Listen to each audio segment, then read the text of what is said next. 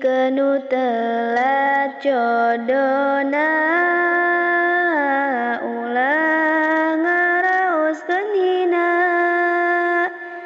malah mah kedah bahagia sabab jauh tina dosa. Jodoh pati jeung bagja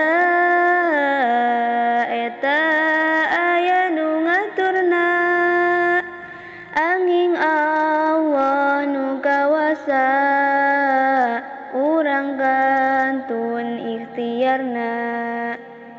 Supados deet jodona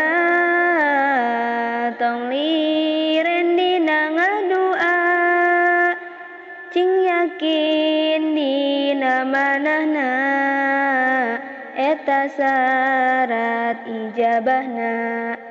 Penta ka Allah Ta'ala dina sabadag sholatna, barengan ku ikhtiarna, insya Allah kenging jodohna. Pamika pendak jodona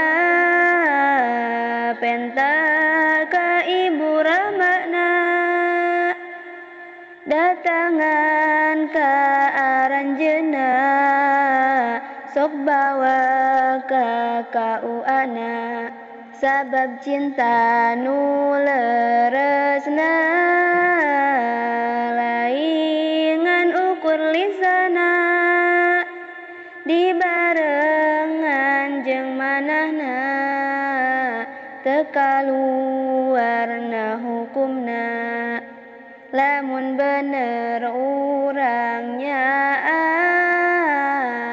sok atuh geura ditikah, ulangan janji serapah ngado nambahan masalah.